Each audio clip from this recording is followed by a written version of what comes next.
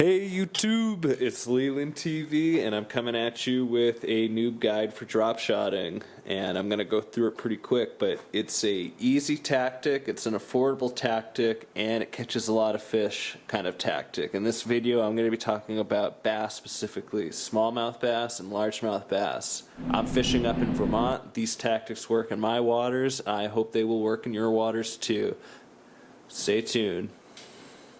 Okay, so getting right into it. The rod that I use for drop shotting, you pretty much you want to use a medium or a medium light spinning setup. Right now I use a medium light Daiwa AirdX, and I like it a lot for drop shotting, and it does work really well. I actually like it a little bit better for throwing Ned rigs, so I'm gonna use it for that and probably get something a little bit better for drop shotting. But it does work very well, and I do like a good medium light. What I'm thinking about going with is either a medium or a medium light, something with a warranty, something that's probably going to be like St. Croix, Fenwick, or like a Phoenix style rod. I'm willing to spend a little bit more because it is my favorite way to fish for bass. I really love drop shotting. It was my go-to this past summer, and I will do it again. I really like throwing paddle tails, but drop shotting got me more fish and got me out of more jams, so I'm gonna be going with that. So for reels, I like using a 2500 size Daiwa Revros, and you could use a 3000 size also, but definitely that 2500 range is perfect for what I was doing. I definitely like having a smaller handle. While I was throwing paddle tails, I like having a wider grip, something more for my thumb to like hold on to and more of my hand to hold on to. But while I'm drop shotting, I like to have a smaller handle, something that's a little more precise for my reeling in and stuff. You basically really need to have a reel with good drag is the important thing, because you're going to be using some lighter lines, and if you use a lighter line and you don't have good drag, or you don't have your drag set properly, you're going to end up breaking your line. And that's with like a 6-pound test fluorocarbon, or maybe like an 8-pound kind of thing. But yeah, you want your drag to be smooth. You also want it to be kind of loud. I like having a drag that you can actually like hear really well. I did also use a Penn Pursuit 2500, and I love that reel, and it's a great durable reel. I'm going to be doing a review on that, and I did use that to start. However, it has a bit of a wider grip. Like I was saying, I kind of like that smaller grip, and it also didn't have as crisp sounding of a drag as the Daiwa Revros. So yeah, the Daiwa Revros is just an all-around great reel. I would recommend it in any size that you can get your hands on for whatever application you're looking for. So my all-time favorite line would be probably a 10-pound braid to an 8-pound fluorocarbon leader. And you can use a yellow braid, but you don't have to use a yellow braid. You can use just a green, a blue, whatever color braid you want. It probably doesn't really matter.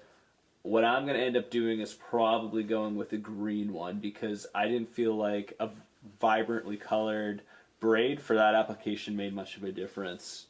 But yeah, I use an Alberto knot or a double uni knot to tie on an 8-pound fluorocarbon leader. Sometimes I use a 10-pound fluorocarbon leader, like you can see here. I love using Seaguar. Seaguar Red is the best inexpensive leader material that you can get your hands on, in my opinion, and would recommend it to absolutely everybody.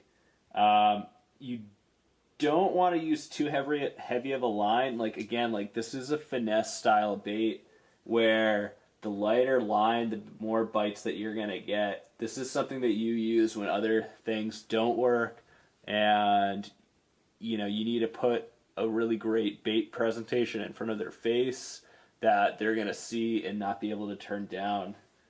I do know people that have used monofilament lines, just straight monofilament lines, and have had plenty of success with that. And you could probably do that. I may end up doing that at some point. I may end up doing a copolymer line to try that. We'll see. You know, I'm going to try some different things. Right now I've got Braid, so I'm going to use that just out of budget restrictions. I'm going to use what I got. So, but by all means, you can use all mono, you could use all fluorocarbon, braid to leader, braid to monofilament. You can do that. Don't use all braid though. Don't use that. Definitely use some kind of leader. So really for terminal tackle here, I'm just going to go through it pretty quick. What you're going to want are hooks, sinkers, maybe an easy change swivel. I'll show you that. For hooks, I've divided my hooks into two groups. And the two groups are smallmouth and largemouth. You know, what you would be fishing the drop shot for. But for smallies, I like the size 1 Gamakatsu split drop shot hooks, and these are the absolute best. I'm going to kind of put a picture of them here. They never gut hook. They're scary sharp, and they're really affordable. If you get them in one of these packs here, it's really affordable. For largemouth, I like the longer shank, either Mustad Tight Necks Nako hooks in size 2, or these RoboWorm hooks you see here. And they allow you to Texas River sock a soft plastic worm really well. And because of the long shank, they're less prone to gut hooking. For sinkers, I've never really fussed around with any tungsten or anything like that. In Vermont, you can't use lead under a ½ ounce. So I use a lot of steel weights, and any of these bass casting sinkers work really well, and that's what I would recommend. They're cheap. You know, I'm getting these for Walmart for, you know, $1.30 for 5 or 6 of these, and that's completely suitable for my needs. Adequate, as they would say. Okay, so for baits, man, I love shopping for drop shot baits. It's got to be my favorite thing to get baits for. There's so many different kinds, and I want to try them all. I really want to go through and give them all a shot, but to keep things easy for you guys, I'm just going to tell you for smallmouth bass, the Maxcent flatworms, Berkeley Maxcent flatworms are the best, in my opinion. I've had the most luck on those. But I also like Yum Warning Shot. Zoom also makes another good one. For largemouth, the Zoom Black Trickworm or any of the other trickworms are perfect. They've worked really well for me, and we'll continue to use them next season. There really is a lot of other kinds of baits, though, that you can use, and it gets kind of really intricate as to what you should use when. There's probably a lot of science behind it, but you know, I really like some of the Zoom Tiny Flukes also for smallmouth, and some of the other baits that you see here.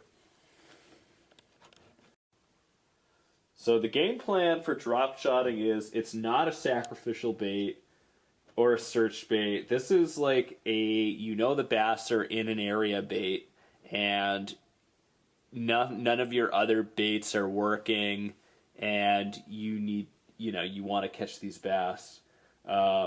It's also a great vertical jigging bait. So let's say like you're on top of a dock, or you're on like this, you know, freshwater, or I guess saltwater fishing jetty, and, you know, fishing pier kind of thing, and you can just vertical jig right down into the water, and that works really well. It works really well fished on a kayak. Again, vertically jigging. You know, maybe you find rocks or like these quick drop-offs kind of thing. that's going to be a good spot. Maybe you know fish are holding in an area right on a weed line, and you can just kind of go right by them on a kayak and jig right down to them. By jigging, I mean just drop your drop shot down to them. You don't actually have to be giving a lot of action to your bait. Sometimes you don't want to be doing that. Sometimes you just want the natural movements of the water around it to move your bait. And sometimes you have a fish finder. You know, drop shotting with the fish finder is going to be really good. I'm going to be trying that this spring and summer too. So pretty much just, you know, keeping the bait in the same place and having the bait do the work for you has worked the best for me. So would absolutely recommend drop shotting to anybody. And if you haven't tried drop shotting, you need to try it. It's not expensive, it works really well, and it's a lot of fun to do.